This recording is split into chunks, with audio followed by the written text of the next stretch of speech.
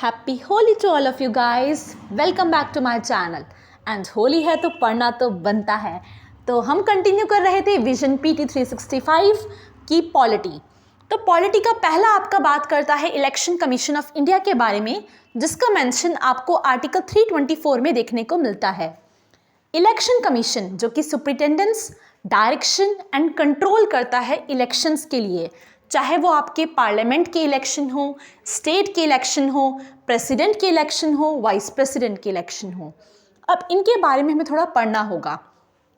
Election commission of India को appoint करते हैं प्रेसिडेंट, और ऐसा करते वक्त वो एक सिलेक्शन कमेटी की परमिशन लेते हैं या उनकी रिकमेंडेशंस लेते हैं। तो सिलेक्शन कमेटी में लीडर ऑफ अपोजिशन होता है, यूनियन कैबिनेट मिनिस्टर होता है एंड आपका एक प्राइम मिनिस्टर होते हैं। इन तीनों की बातें पूछी जाती हैं, उन्हीं हिसाब से इलेक्शन कमीशन ऑफ इंडिया को अपॉइंट किया जाता है। अब ये इतना सिंपल नहीं है, इसके पीछे सर्च कमेटी का भी बहुत इंपॉर्टेंट रोल है। सर्च कमेटी बनाई जाती है जो कि ministry of law and justice बनाता है। वो 10 लोगों के नाम लिखता है और वो उस नाम को रिकमेंड करता है आगे सिलेक्शन कमेटी को। उन नाम में से ही हम किसी पर्सन को election commission of India, chief election commissioners and other election commissioners appoint कर देते हैं। अगर मैं इनकी रैंक की बात करूं तो इनकी रैंक सेक्रेटरी के इक्वल होती है एंड इनकी जो सैलरी है वो सुप्रीम कोर्ट के जज के इक्वल होती है। इनका जो रिमूवल है वो भी सुप्रीम कोर्ट के जज के जैसे होता है एंड इनका टर्म 65 ईयर्स का या फिर 6 ईयर्स का होता है। आप इनको फिर से अपॉइंट नहीं कर सकते। जो भी डिसीजंस ये लेते हैं वो मेजॉरिटी से लेते हैं एंड इफ़ इनको रिज़ाइन करना है तो वो प्रेसिडेंट को रिज़ाइन कर सकते हैं। चलते हैं अपने नेक्स्ट आर्टिकल की तरफ। आई होप आपको ये आर्टिकल समझ आ गया होगा। इलेक्शन रिफॉर्म्स के बारे में पढ़ते हैं हम लोग साथ में। अगर हम बात करें जनरल इलेक्टोरल रोल्स की, तो वो पार्लियामेंट और स्टेट लेजिस्लेचर्स के लिए बनाए जाते हैं। बट अगर हम बात करें स्पेसिफिक और सेपरेट इलेक्टोरल रोल्स के बारे में, तो वो लोकल बॉडीज़ के लिए बनाए जाते हैं। ठीक है, अब इनका आर्टिकल्स भी आप लोग देख लो। पार्लियामेंट ऑफ स्टेट में आर्टिकल 324 है जो कि हमारे इलेक्शन कमीशन ऑफ इंडिया की बात करते हैं। एंड इसी तरफ अगर आप देखोगे तो वहाँ पर 243K से लेकर 243ZA है, जिसमें अगर आप 243K में जाओगे तो वो आपका स्टेट इलेक्शन कमीशंस की बात करते हैं, क्योंकि स्टेट इलेक्शन कमीशंस ही पंचायत्स और म्यूनिसिपैलिटीज़ के इलेक्शंस को कराते हैं। इनको गवर्न किया जाता है according to part 2B of RPA 1950।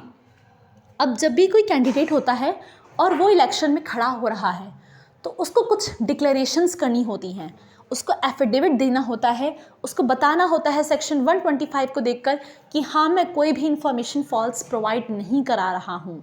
उसको ये बताना होता है आर्टिकल सेक्शन 33A को देखकर 33A को देखकर कि उसको कभी भी कोई कन्विक्शन हुआ था, उसको जेल में बंद किया गया था 2 साल में। ठीक है, ये उनको बताने होता है।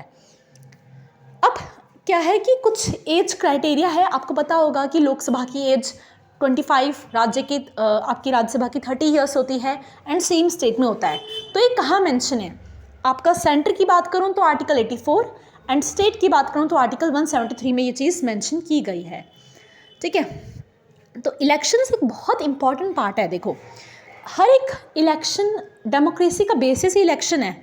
अगर आप फ्रीली चूज़ नहीं कर पा रहे ना खुद को कि मुझे ये कैंडिडेट चाहिए as a leader of the country, तो इट मीन्स की डेमोक्रेसी नहीं है। एंड हम चलते हैं अपने नेक्स्ट आर्टिकल की तरफ।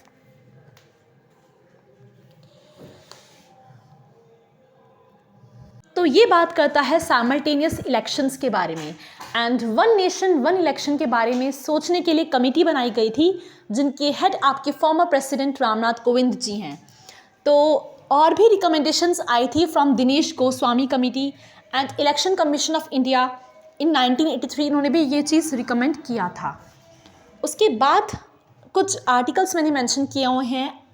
आर्टिकल 83, 172 ये आपकी बात करता है ड्यूरेशंस के बारे में एंड आर्टिकल 85 एंड 174 ये आपके सेशंस के बारे में बात करता है। ठीक है, तो ये तो आपको पता ही है।